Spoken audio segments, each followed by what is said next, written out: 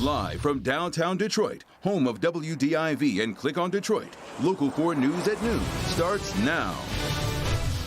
Washington still working to hammer out a deal to get Americans their much-needed coronavirus stimulus. Where things stand at this hour. But first, breaking news. The Let Them Play Michigan Coalition files a lawsuit against the Michigan Department of Health and Human Services. And that lawsuit aims to force the state to allow winter contact sports to begin immediately. Now, last month, the state announced the start of play would be pushed back again from February 1st to February 21st, and that was drawing some criticism. For the latest, let's get out to Rod Maloney, who is live with a closer look at what is in this lawsuit. Rod. Well, yeah, you know, here's the situation. Last week they were talking about filing this thing. They had been talking to the state. They thought that maybe they could get the state to change things before they had to drop this lawsuit. They said yesterday was the deadline. Well, this morning they filed this lawsuit in the Court of Claims in Lansing.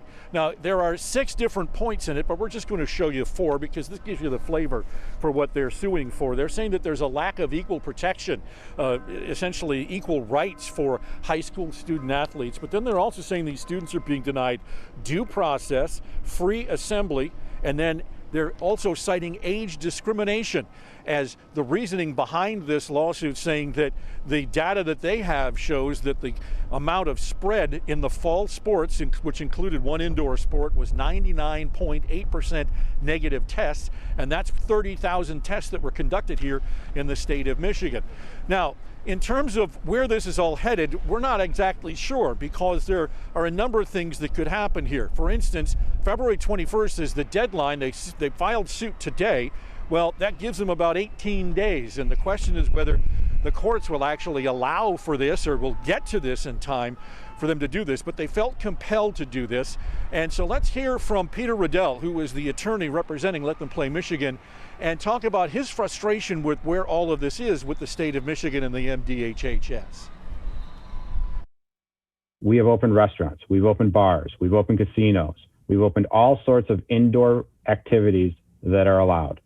Why not high school sports?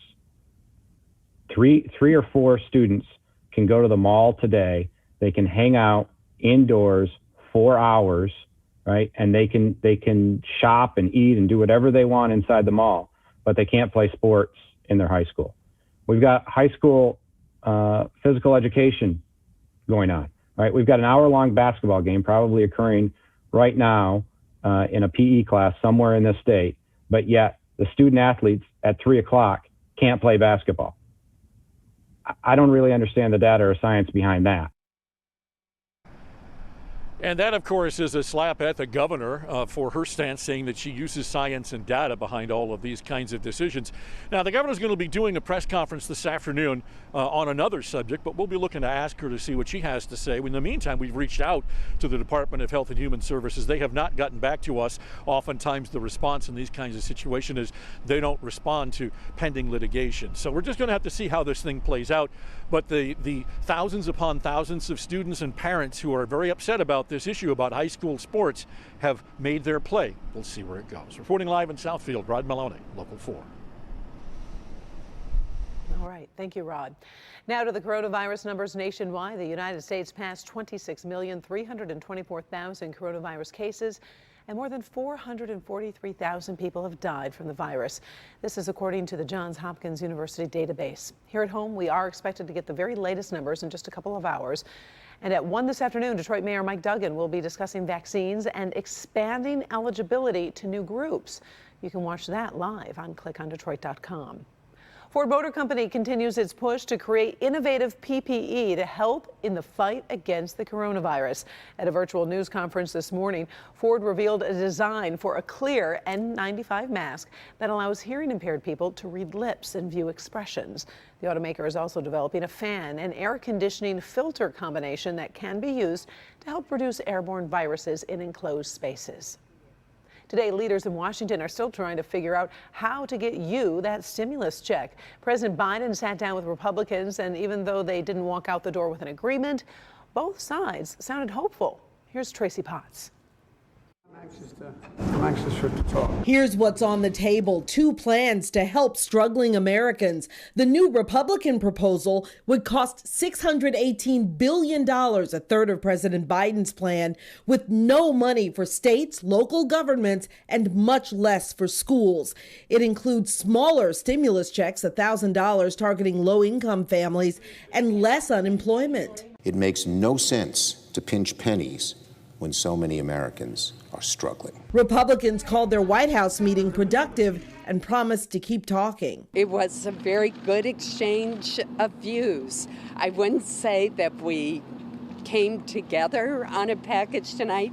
No one expected that in a 2-hour meeting. Democrats have started an effort to push through Biden's plan without Republican votes. Republicans can still vote for that, and there's certainly precedent of that in the past. Both plans include the same amount for more vaccines. When the vaccine becomes available to you, please get vaccinated. But many Americans are having trouble getting an appointment. It's like buying a lottery ticket and you just hope that your number will come up. There's new evidence vaccines are working. Nursing home patients were among the first to get shots, and new cases there are down in the past month. And shifting gears today, President Biden is expected to sign those delayed immigration orders that were pending confirmation of his Homeland Security Secretary. They would create a task force to reunify families separated at the border, take a look at legal immigration policies, and establish a new, more orderly process for migration at the border. Tracy Potts, NBC News.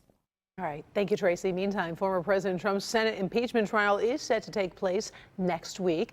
Impeachment managers from the House of Representatives filed their memorandum for the trial today. Now, in the brief, they say that Trump has, quote, unmistakable responsibility for the Capitol riot and should be barred from holding office again. They accuse Trump of an intentional, months-long effort to subvert the will of the voters, thereby inciting the riots. We've got breaking news just in. According to a State Department official, the U.S. considers the military takeover in Myanmar a coup, which sets the stage for sanctions to be implemented. The commander-in-chief of the armed forces became the new ruler of Myanmar just one day after the military seized power and detained the country's democratically elected leader. Also breaking at this hour, 2 FBI agents are killed, 3 hurt while serving a federal search warrant in a case involving violent crimes against children. Law enforcement agencies swarmed this neighborhood in the Fort Lauderdale suburb of Sunrise after the shooting, as a suspect reportedly remained barricaded inside the home. Officials with the FBI say the suspect is dead. All right, let's switch gears. Let's talk a little bit about the weather as we take a live look outside through our sky cam. Another gray day, and it's cold, and I understand, Brandon, it's just going to get colder later this week. It will be. We do have a little bit of a warm-up before another Arctic blast comes our way, Karen. But, yeah, we have that sort of hazy, milky-looking sunshine trying to bust through. And I think we get more and more sunshine through the afternoon, and even more so tomorrow. Temperatures are a couple 2-3 degrees north and south of 30. We have 30 at Metro, 32 Port Huron and City Airport. It's 29 Ann Arbor, 27 Howell and Pontiac. The winds are pesky out of the north-northwest. They are 10 to almost 20 miles an hour. And so we're still with these teens to near 20 for wind chills on this Groundhog Day. Get a few degrees warmer through the afternoon. And again, Karen, we've got more Wednesday sunshine, a Thursday storm that will bring back the Arctic chill. All of the details straight ahead. All right, lots to talk about. We'll check back with you in a little bit. Still to come, it's the prediction we've all been waiting for. Will we have 6 more weeks of winter?